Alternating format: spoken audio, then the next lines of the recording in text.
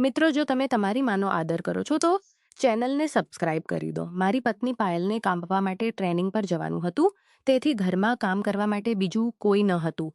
ત્યારે મારી પત્ની પાયલે કહ્યું કે હું મારી મમ્મીને તમારી પાસે બોલાવી લઉં છું, જેથી તે તમારી સંભાળ રાખી શકે. સાસુમાં પણ ઘરે આવવા માટે તૈયાર થઈ ગયા. પત્ની ટ્રેનિંગ માટે 1 મહિના માટે દિલ્હી જતી રહી.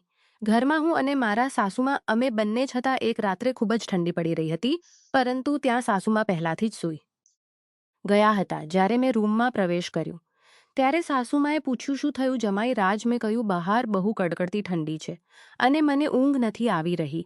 ત્યારે સાસુમાએ કહી, વાંધો નહીં, આવી જાઓ તમે. પણ જ્યારે હું પલંગ પર ગયો ત્યારે સાસુમાએ કહ્યું, તમે હજુ પણ બહુ જ રૂજી રહ્યા છો, પાસે આવો, હું તમારી ઠંડી થોડી જ ક્ષણોમાં દૂર કરી દઈશ. પછી સાસુમા નજીક આવ્યા અને બોલ્યા, જમાઈરાજ, હવે શરમાશો નહીં. મિત્રો, મારું નામ અનિલ છે અને હાલમાં જ મારા લગ્ન પાયલ સાથે થયા છે. તે એક સાદી સીધી અને ભોળી છોકરી છે. જ્યારે અમારા લગ્ન નક્કી થયા ત્યારે મેં વિચાર્યું હતું કે હું મારી પત્નીને ખૂબ ખુશ રાખીશ. પરંતુ જ્યારે હું છોકરી જોવા ગયો ત્યારે જે છોકરી સ્વાગત માટે ઊભી હતી, તેને જોઈને મને લાગ્યું કે આ જે છોકરી છે જેને હું પસંદ કરીશ. મેં તરત જ તેને પસંદ કરી લીધી. પણ છોકરી નહીં, પણ તેની માં હતી. ત્યારબાદ છોકરી જોવાની પ્રક્રિયા પૂરી થઈ અને અમારા લગ્ન થઈ ગયા. મારી સાસુમાનું નામ રેશમા છે. તે દેખાવમાં ખૂબ જ સુંદર અને આકર્ષક છે. મારી નજર ઘણીવાર તેમના પર જ ટકી જતી હતી. તેમની બોલવાની રીત ખૂબ જ નાજુક અને મીઠી હતી. તેમના નામની જેમ જ તેમનામાં એક અલગ પ્રકારની જાદુઈ સુંદરતા હતી. તેમની ઉંમર ભલે વધુ હોય, પણ તેમને જોઈને કોઈ પણ કહેશે કે તેઓ 30 વર્ષની આસપાસના હશે. તેમનો ગોરો રંગ, નાજુક ચહેરો અને સ્મિત ખૂબ જ પ્યારું હતું. તેમની સાડી પહેરવાની સ્ટાઇલે મારા પર ઊંડી અસર પાડી હતી. લગ્ન પહેલા જ દિવસે તેમણે મારું ધ્યાન ખેંચી લીધું હતું. મારા સસરા ન હતા, તેથી લગ્ન પછી સાસુમાં અમારી સાથે જ રહેવાના હતા. મારો સાળો વિદેશમાં નોકરી કરતો હતો અને ત્યાં જ સેટલ થઈ ગયો હતો. તે સાસુમાને પણ પોતાની પાસે બોલાવવાની વાત કરતો હતો, પણ સાસુમા વિદેશ જવાની ના પાડતા હતા. સસરાને 2 વર્ષ થઈ ગયા ત્યારથી મારી પત્ની પાયલ અને હું અમે બંને જ ઘરમાં રહેતા હતા. લગ્ન પછી મારી પત્ની પાયલ બંને જ ઘરમાં રહેતા હતા. લગ્ન પછી માતની પાયલ, જે પહેલેથી જ ભણવામાં હોશિયાર, પરંતુ નોકરી માટે તેને એક મોટી નોકરીની તક મળી. પરંતુ નોકરી માટે તેના રહેવા જમવાની વ્યવસ્થા કંપનીએ કરી દીધી હતી. પરંતુ તેના ગયા પછી મારા માટે ઘરે જમવાનું બનાવવું મુશ્કેલ થઈ જાત. ત્યારે પાયલે સૂચન કર્યું કે આપણે મમ્મીને આપણી પાસે બોલાવી લઈએ. તેનાથી મને કોઈ તકલીફ નહીં પડે. મને તેનું સૂચન ગમ્યું, પણ સાસુમાં શું કહેશે એ વિચારીને હું થોડો ચિંતિત હતો. જ્યારે પાયલે સાસુમાને બધી વાત સમજાવી.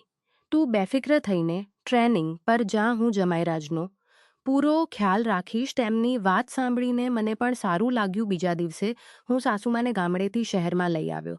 તેઓ અત્યાર સુધી ગામમાં જ રહેતા હતા અને શહેરના માહોલથી બિલકુલ અજાણ હતા. જ્યારે મેં બોલ્યા, જમાઈરાજ, તમે તો બહુ સુંદર ઘર બનાવ્યું છે અને ખૂબ પ્રગતિ કરી છે. તેમણે મારી કાર અને નવા ઘરના ખૂબ વખાણ કરી દીધી. બીજા દિવસે મને અંદરથી ખૂબ ખુશી થઈ હતી. તેણે રાત્રે પોતાનું પેકિંગ પૂરું કરી લીધું હતું. સવારે અમે ત્રણે તેને સ્ટેશને મૂકવા ગયા. બોલ્યા, જમાઈરાજ, હવે તેરી વિદાય આપીને પાછા ફરતી વખતે સાસુમાં બોલ્યા, જમાઈરાજ, હવે જ્યારે આપણે બહાર છીએ તો બજારમાં શાકભાજી ખરીદી લઈએ.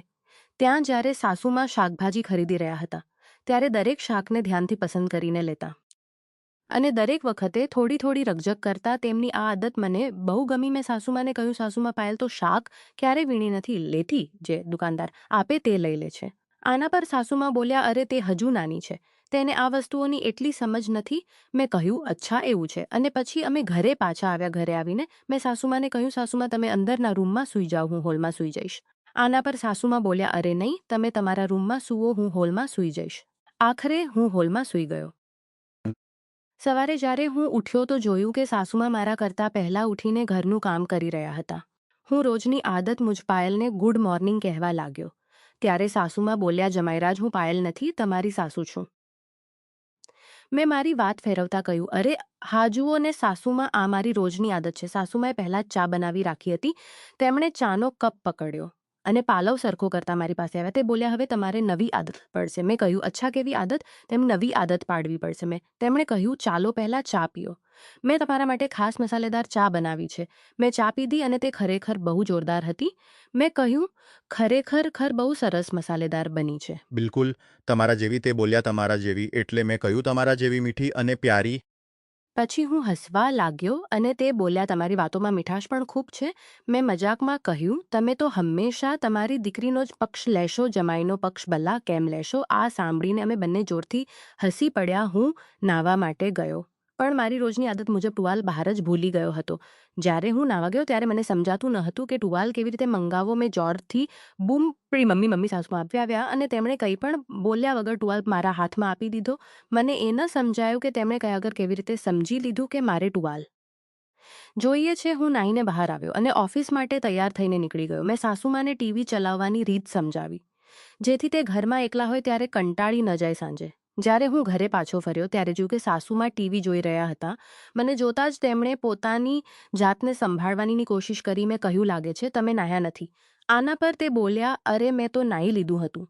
મેં કહ્યું, પણ તમે સાડી નથી બદલી. એટલે મને લાગ્યું કે તમે નથી નાહ્યા. સાસુમાં બોલ્યા, ખરેખર મને ગમ્યું કે તમે નાની નાની વાતો પર આટલું ધ્યાન આપો છો.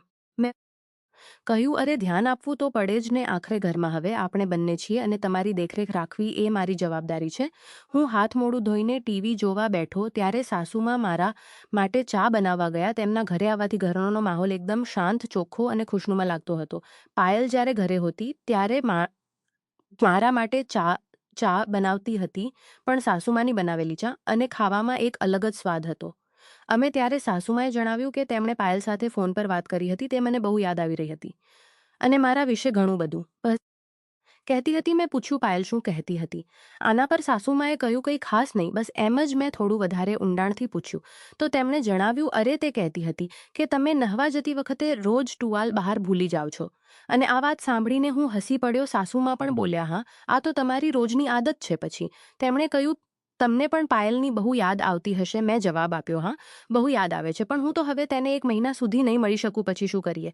સાસુમાં હસતા હસતા કહ્યું, અરે હું છું ને તમારી સંભાળ માટે. શું હું તમારી કોઈ વસ્તુની અછત થવા દઈશ? અને જો કંઈ ઓછું લાગશે તો હું તે પણ પૂરી કરી દઈશ. આ સાંભળીને હું નવાઈથી તેમની સામે જોવા લાગ્યો. પછી મેં સાસુમાને કહ્યું, સાસુમાં પાયલના હું પડે છે. હવે આ મારી કમી કોણ પૂરી કરશે? સાસુમાએ જવાબ આપ્યો, જમાઈરાજ તમે ટેન્શન ન લો. જો તમને હોલમાં સૂવામાં તકલીફ થતી હોય તો તમે રૂમમાં આવીને સૂઈ શકો છો. મને કોઈ વાંધો નથી. અને વળી એ પલંગ કેવું હતું જે મને સમજાતું ન હતું. મેં તેમને કહ્યું, ઠીક છે. પછી અમે બંને સાથે જમ્યું. સાસુમાં જમ્યા પછી પોતાના કામમાં લાગી ગયા અને બાદમાં રૂમમાં આવ્યા. તે મારા માટે દૂધનો ગ્લાસ લઈને આવ્યા. મેં કહ્યું, સાસુમાં મને રાત્રે દૂધ પીવા તે બહુ આગ્રહ કરવા લાગ્યા, તેથી મેં દૂધ પી લીધું. આ પછી તે પલંગના એક છેડે સૂઈ ગયા અને હું બીજા છેડે. અમારી વચ્ચે ઘણું અંતર હતું. રાત્રે ક્યારે મને ઊંઘ આવી ગઈ ખબર જ, પણ મનમાં વિચારો બહુ ચાલતા હતા. હું તેમની સામે જોવા લાગ્યો. તે ઊંઘમાં બહુ સુંદર લાગતા હતા. હું તેમને નિહાળી જ રહ્યો હતો કે તેમની આંખો ખુલી ગઈ અને તેમણે મને જોઈ લીધું. તે સ્મિત સાથે બોલ્યા, જમાઈરાજ તમે ક્યારે ઉઠ્યા? મેં કહ્યું, હમણાં જ. તેમણે કહ્યું, રાત્રે મને બહુ ઠંડી લાગતી હતી. મેં તમને જગાડવાની કોશિશ પણ કરી, પણ તમે ઉઠ્યા જ નહીં અને બધું જ બ્લેન્કેટ લઈને એકલા સૂઈ ગયા. મેં હસતા, સાસુમાં મને ઊંઘ આવી ગઈ ખબર ન પડી. પછી હું મારી ડ્યુટી માટે નીકળી ગયો, પણ આખો દિવસ તેમના વિશે જ વિચારતો રહ્યો. પાયલના ગયા પછી સાસુમાં મારી સાથે બહુ ખુલીને વાત કરવા લાગ્યા હતા. આવું 4 મહિનાથી નહોતું થઈ રહ્યું. મને લાગ્યું કે કદાચ સસરાના ન હોવાને કારણે તે એકલતા અનુભવી રહ્યા હતા. સાંજે ઘરે પરત ફર્યા પછી રોજની જેમ તે મારા રૂમમાં આવ્યા અને હસતા હસતા બોલ્યા, આજે તો ઠંડીમાં મને એકલી ન છોડી દેતા. મેં તેમને બ્લેન્કેટ આપતા કહ્યું, તમે જ લો. મને બ્લેન્કેટ વગર પણ ઊંઘ આવી જશે. આના પર તે બોલ્યા, અરે ઠંડીનો મહિનો ચાલી રહ્યો છે અને વળી હવે પાયલ પણ તમને છોડીને જતી રહી છે ઘરમાં. હવે તો બસ આપણે બંને છીએ. આપણને કોણ જોવા આવવાનું છે? મેં બ્લેન્કેટ લીધો અને સૂવાની કોશિશ કરવા લાગ્યો. સાસુમાં મારા માટે દૂધ લાવી ન હતું, તેથી મેં તે પીયો નહીં અને ગ્લાસ એમ જ ટેબલની નીચે રાખી દીધો. સાસુમાએ દૂધ પીધું અને ગ્લાસને મેં જૂઠું બોલતા કહ્યું, હા પી લીધું. પરંતુ તેમના આ સવાલ પછી મને ઊંઘ નહોતી આવી રહી. સાસુમાં સૂઈ ગયા હતા એવું લાગતું હતું, પણ થોડીવાર પછી મેં અનુભવ્યું કે તે રૂમની બહાર ગયા. મને લાગ્યું કે કદાચ કોઈ કામથી ગયા હશે. થોડીવાર પછી તે પાછા આવ્યા અને મારી પાસે બેસી ગયા. તેમણે મારું બ્લેન્કેટ પણ ખેંચી લીધું અને પૂજાની જેમ મારી નજીક આવી ગયા. તે મારી પેન્ટ ખોલી, મારા હથિયારને બહાર કાઢવાની કોશિશ કરી રહ્યા હતા. મને સમજાતું ન હતું કે શું થઈ રહ્યું છે અને આગળ શું કરવું જોઈએ. આખરે મેં અચાનક મારી આંખો ખોલી દીધી અને જોયું કે સાસુમા પાસે પોતાનો ફોન રાખ્યો હતો, જેમાં તે બધું રેકોર્ડ કરી રહ્યા હતા. હું ડરી ગયો અને પૂછ્યું, આ તમે શું કરી રહ્યા છો? સાસુમા તે ચોંકી ગયા અને બોલ્યા, તે દૂધ જવાની કોશિશ કરી રહ્યો હતો, પણ કંઈ સ્પષ્ટ નહોતું થતું. મેં તેમને પૂછ્યું, તમે ફોન રેકોર્ડિંગ કેમ કરી રહ્યા હતા? તેમને પૂછ્યું, તમે ફોનમાં રેકોર્ડિંગ કેમ કરી રહ્યા હતા? તેમણે કોઈ જવાબ ન આપ્યો, પણ મેં જલ્દીથી ફોન ઉઠાઈ રહ્યું હતું. મેં આગળના દિવસના પણ રેકોર્ડિંગ જોયા જાય. મને અહેસાસ થયો કે સાસુમાએ ગઈ રાત્રે દૂધમાં ઊંઘની દવા બેડવી હતી અને ફોટા અને વિડીયો બનાવી રહ્યા હતા. મને બધું સમજાઈ ગયું. મેં જલ્દીથી ફોનમાંથી વિડીયો ડિલીટ કરી દીધો, પણ સાસુમાં પાયલના ફોનમાં પણ વિડીયો છે. આ સાંભળીને મને સમજાઈ ગયું કે પાયલ પણ આ કાવતરામાં સામેલ છે. સાસુમાએ બધી વાતો કહેવાની શરૂ કરી દીધી અને પછી 100 પર કોલ કર્યો. 10 મિનિટની અંદર પોલીસ અમારા ઘરે આવી ગઈ. સાસુમાને જરાય અંદાજ ન હતો કે મેં પોલીસને બોલાવી લીધી છે.